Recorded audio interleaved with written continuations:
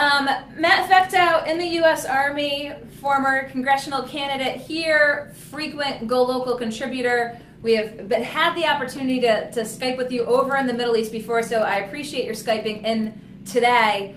And again, wanted to disclose to folks, this is Matt Fecteau speaking from his own personal vantage point, not on behalf of the U.S. Army or any armed services.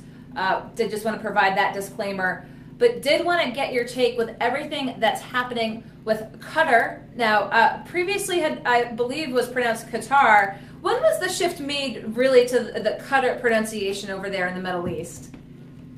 Oh, well, it's pronounced a number of different ways. The typical Arab pronunciation is more along the lines of Qatar. Now, but you're going to hear it a variety of different ways, and Qatar is the most correct way to pronounce it. And so what we saw just the past couple of days here, again, 6 Arab nations taking their diplomats out, cutting ties, saying that Qatar is harboring terrorists. We've seen this before, have we not? Oh, absolutely. We've seen it back in 2014. They actually cut off diplomatic relations, and a number of countries did. And actually, the number right now that I'm tracking is actually 7 countries have cut ties to Qatar. And one country to note is the Maldives, and that's actually in the Indian Ocean. It's a small island in the Indian Ocean. It's a great honeymoon destination.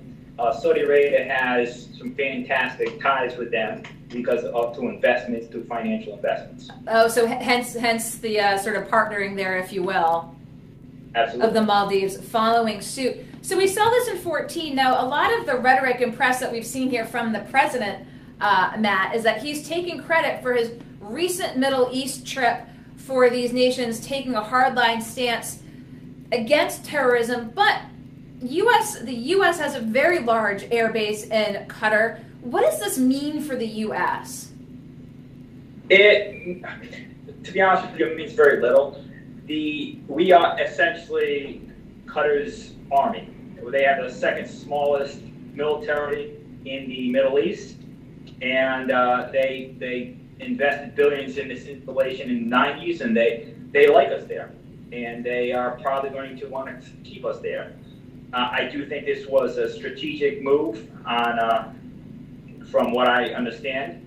Donald Trump, President Trump, he perhaps gave the okay, or at least received the heads up from the Saudi government and probably a number of other Arab governments before they cut ties.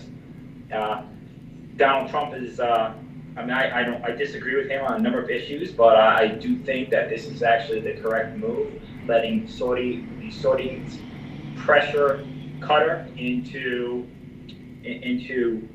cutting ties, or at least marginalizing their relationship with Iran, and also holding them accountable for their support of terrorist activity with groups such as the Islamic State.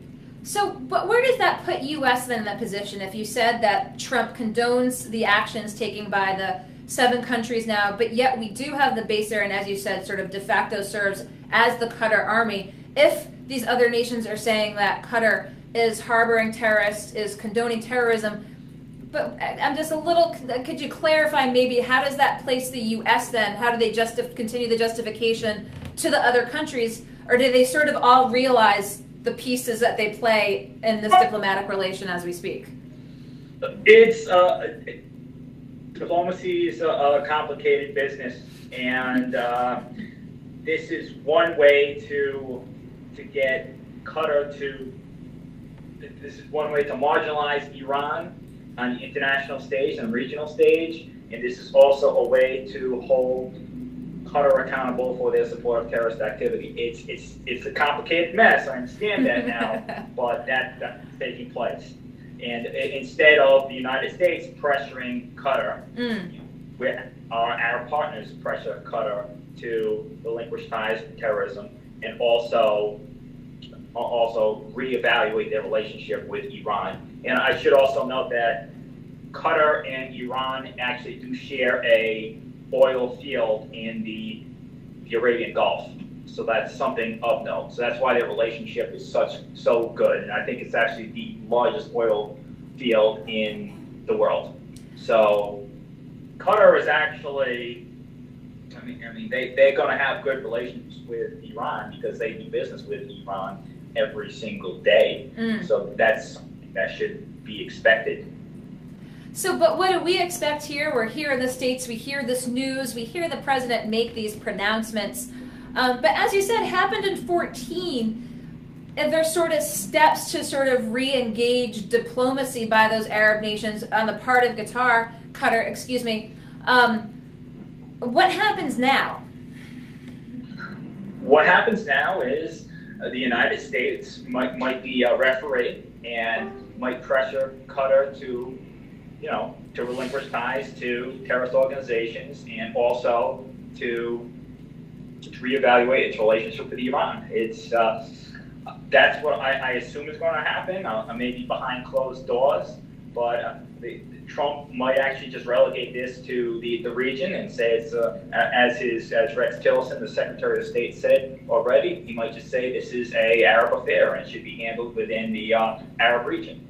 So, there's a couple of different things. I can't predict the future, but hopefully they'll be resolved, and hopefully they will be resolved in support of U.S. interests in the region. And World Cup in Qatar coming up. Any implications if things aren't sort of smoothed out by then, or do you think it will just go business as usual? I think that the government, the Qatari government, actually bribed a lot of World Cup officials with millions upon millions of dollars, and I think money talks. And they're going to have a World Cup in 2022. And I have to say, because you brought up the World Cup, the Qatari government has been investing a lot of money in slave labor. And I think maybe about 1,000 people are dying every year to build this monumental stadium for the World Cup. So I think that the Qataris are going to go ahead with the World Cup, and I think other nations will perhaps reestablish ties eventually, but they've invested a lot of money in it, and it's going to be held there. So I think this is going to blow over, and I think that going forward, I suspect anyway, the Qatari government is going to say, hey, maybe our ties with Iran are more of a liability than a asset, and maybe we shouldn't be supporting terrorist organizations across the world, including in Syria, especially in Syria. And when they do that, oftentimes, governments will back off. Has Qatar acknowledged that they've had some, perhaps, less than favorable relations? Are they denying that they have ties to terrorist organizations? Are there not, in fact, paper trails and clear lines of connection between governments and terrorist organizations?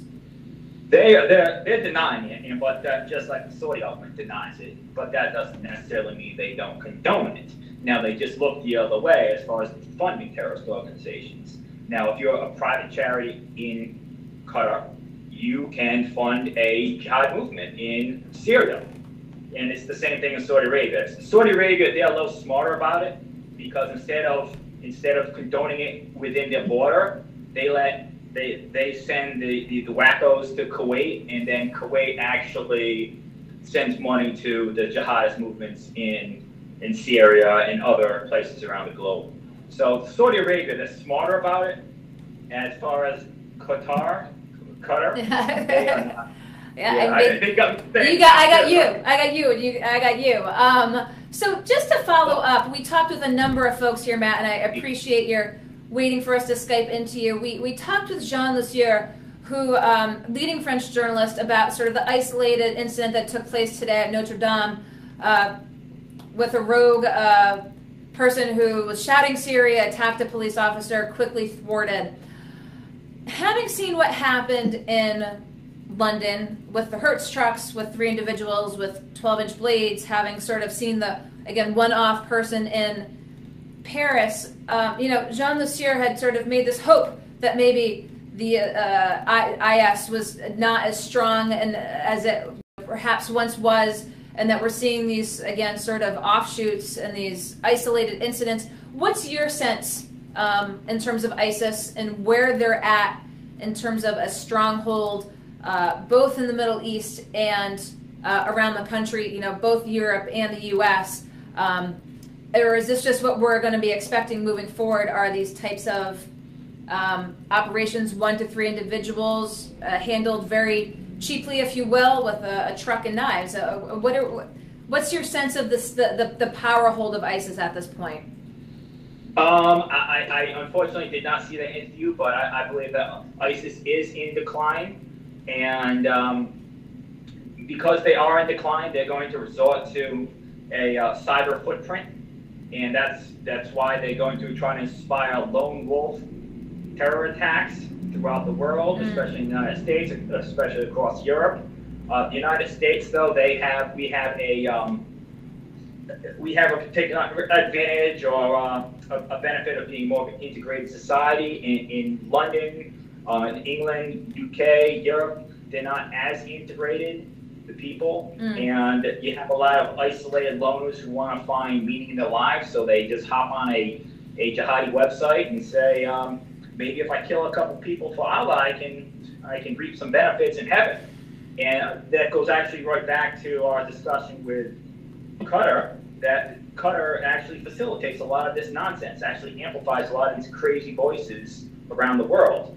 And if we can get places like Qatar to rein in their terrorist activity, terrorist funding, support of internet terrorism, then you know something, that's going to put that's not eradicate terrorism, but marginalize it on the internet to a greater extent than previously. Well, I wanted to just raise that point. I appreciate picking your brain, Matt, and as always, appreciate getting the opportunity to Skype with you over in the Middle East. It's great to be able to get your voice back here about what you're seeing over there, and especially with what happened with Qatar, with, again, 7 countries, as you pointed out, in addition to the 6 Arab countries, severing diplomatic relations. As you said, you saw that as a good move, and I appreciate picking your brain, so hopefully we'll have the chance to talk soon. Tell Molly I said hello. I will, and wear that Harvard shirt with pride.